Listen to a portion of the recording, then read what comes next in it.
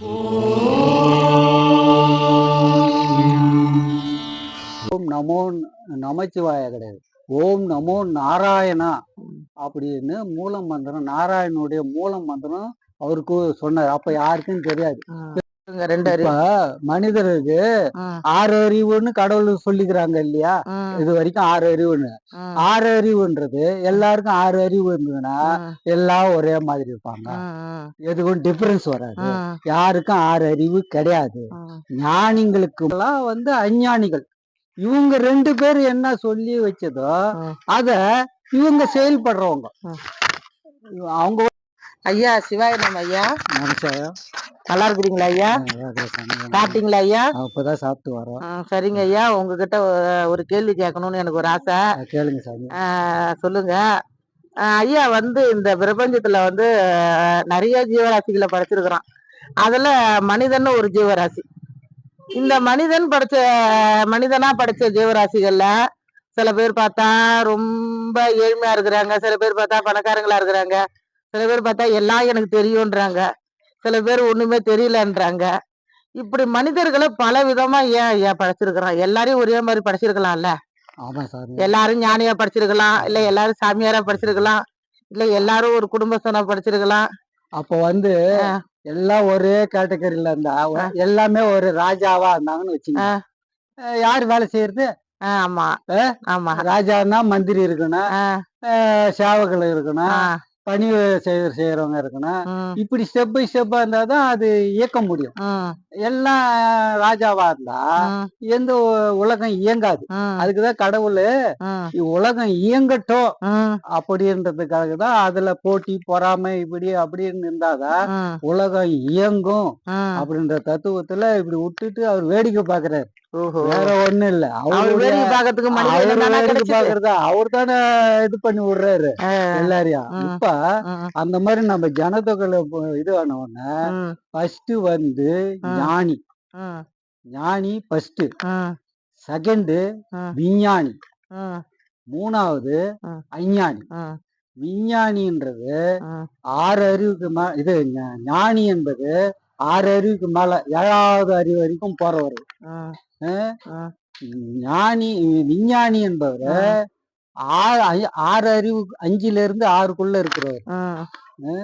அஞ்ஞானின்றது இவங்க 2 பேரும் என்ன செய்யறாங்களோ அத ஃபாலோ பண்றது. ஞானி தவத்தால அவரு என்னென்ன இது முன்னாடி நடந்தது நடக்க போறது தவத்துல கண்டுபிடிச்சி சொல்றவர்.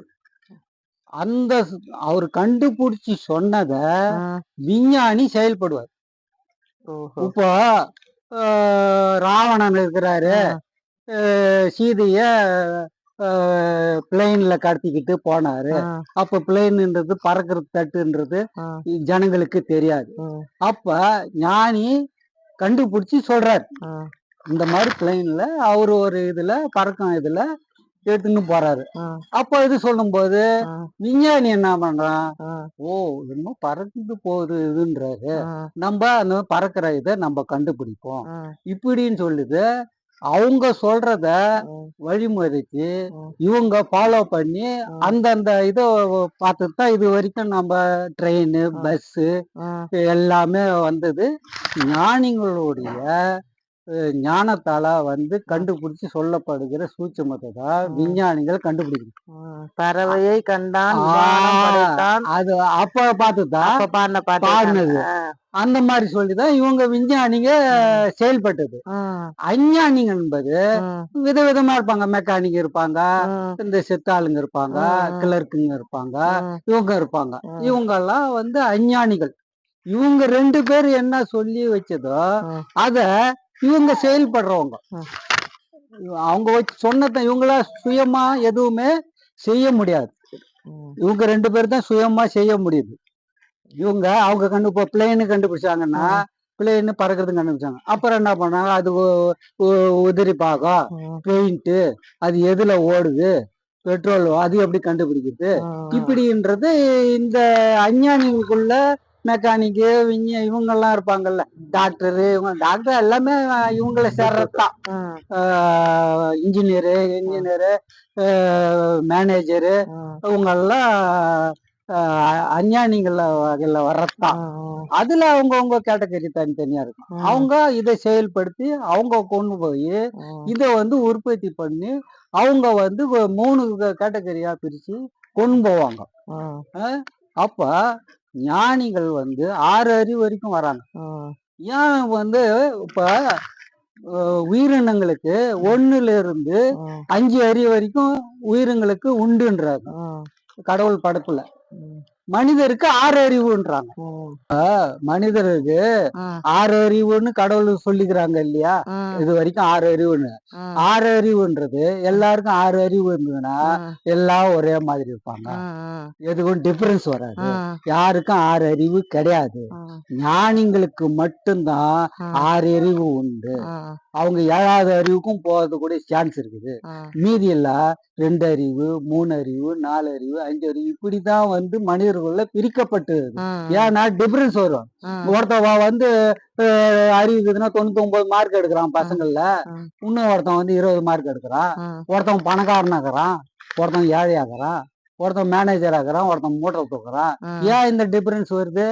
அவன் அறிவுக்கு தகுந்த போலதான் அவன் செயல்படுறான். அதுதான் கர்ம வினைன்னு சொல்றாங்க. கர்ம வினை அவனுக்கு அந்த பிரெயின்ல ஏறல.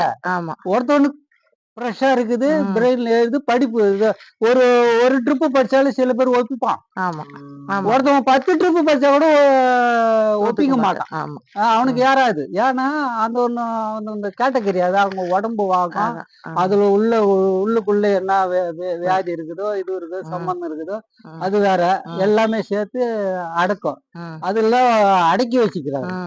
அதனாலதான் இந்த கேட்டகரி இது இருக்குது. இப்போ இதனால எதுக்குன்னாக்கா தப்பும் நடக்கும், இதுவும் நடக்கும், இறை பக்தியும் இருக்கும், திருட்டு பக்தியும் இருக்கும். அதனாலதான் இப்ப மாட்டுக்கு மூக்கணாங்கயிறு எதுக்கு வைக்கிறாங்க? அப்பதானே அதை அந்த மாடு முரண்டு பிடிச்சதுன்னா மூக்கணாங்கயிறை பிடிச்சி அடங்கிடும்.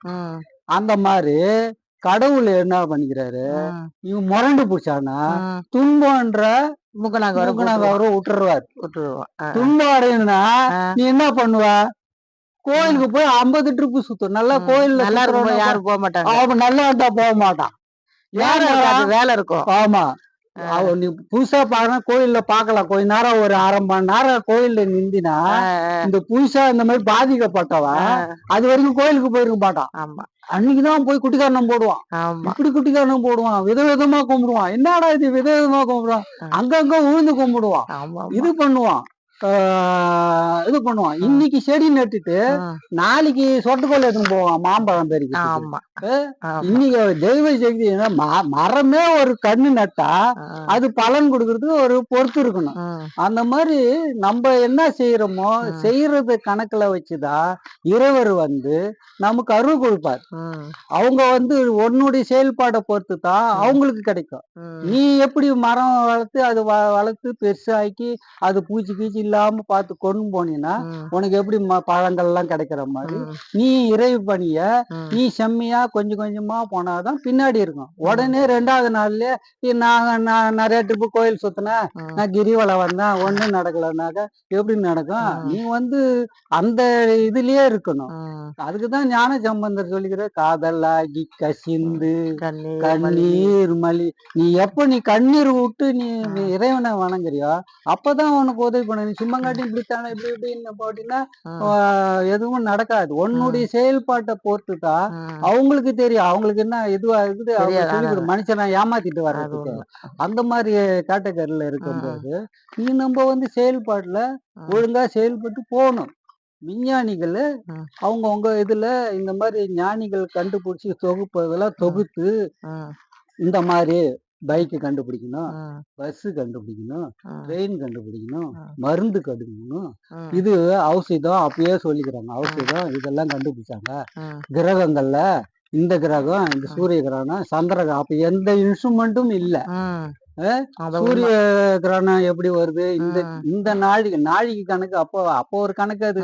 இந்த நாழிகை கணக்குல சொல்றாங்க. அதே போல கரெக்டா அந்த நாழிகை கணக்குல சூரிய கிரகணம் வருது, சந்திர கிரகணம் வருது, எல்லாம் வருது. எப்படி எந்த இது இப்பதான் டெலஸ்கோப் வச்சு அதை வச்சு அங்க இது கண்டுபிடிக்கிறாங்க. அப்ப எதுவுமே இல்ல. அப்ப ஞான சக்தியில அவங்க கண்டுபிடிச்சி சொன்னதை தான் அதுக்கப்புறம் விஞ்ஞானிங்க அவங்க அந்த அந்த கிரகத்துக்கு கிட்ட கொண்டு போய் போகிறதுக்கு டெலஸ்கோப்பு அது இதுன்னு கண்டுபிடிச்சி ராக்கெட்டு கிட்ட போய் ஆராய்ச்சி பண்றதுக்கு அப்படின்னு அவங்க கண்டுபிடிக்க ஆரம்பிச்சாங்க. இப்படிதான் லிங்க் ஆகுதே தவிர மற்றபடி எதுவும் இல்லை. அதனாலதான் அவங்க கரெக்டா துல்லியமா அப்ப சொன்னாங்க. மருத்துவத்தை சொன்னாங்க, ஜோசியம் சொன்னாங்க,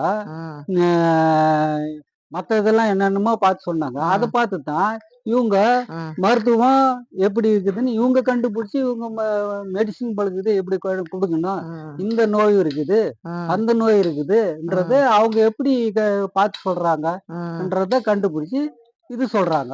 இது அதே போல இவங்க ட்ரீட்மெண்ட்ல அதுக்கு தகுந்தாப்புல மாத்திரை மெடிசன் எல்லாம் இவங்க கண்டுபிடிச்சி இது பண்ணிடுறாங்க. நம்ம ஓலை சோடில அப்பயே எல்லாமே எழுதி கொண்டு எல்லாம் வச்சுட்டா. ஆனா அப்போ ஒரு காலகட்டத்துல என்னன்னா மத்தவங்களுக்கு சொல்ல மாட்டாங்க. நம்ம ஆளுங்க மூடி மறைச்சிக்குவாங்க. இலைய பிரிச்சா கூட, பச்சை இலைய பிரிச்சா கூட யாரா பாத்துட்டா சொல்ல மாட்டாங்க, இது வேற எதுக்கு அப்படி. இதனாலதான் நம்மளதுல கொஞ்சம் பரவல் போகாம அப்படியே முடங்கி போகணும். அப்பயே சொல்லியிருந்தா. அதே போல ஞானிங்களும் கூட அவங்களோட சிஷியருங்க இருப்பாங்கல்ல. பெரிய ஞானிங்க இருந்தாக்கா அவங்க கூட ஒரு 4-5 சிஷியருங்க இருப்பாங்க. சிஷியருங்கள்ல அது முதல்மே சிஷியனுக்கு தான் அந்த மூல மந்திரம் இதெல்லாம் சொல்லணும்னா காதுல சொல்லுவாங்க, மத்தவங்க கேட்டுறக்கூடாது. அப்ப இவங்களுக்குள்ளேதான் போவோம். அப்புறம் அவரு அந்த இன்னொரு சிஷியருக்கு அவரு கொடுப்பாரு. திறமை உள்ளவங்களுக்கு தானே அந்த அப்படிதான் போவோம். மூல மந்திரம்னா நம்ம பொதுமக்களுக்கு தெரியாது. மூல மந்திரத்தை ஃபர்ஸ்ட் ஜனங்களுக்கு சொன்னவரே ராமானுஜன் தான். எப்படின்னா அவர் குருநாதர்கிட்ட நம்பி அவர் மதுரையில் இருக்கிறாரு.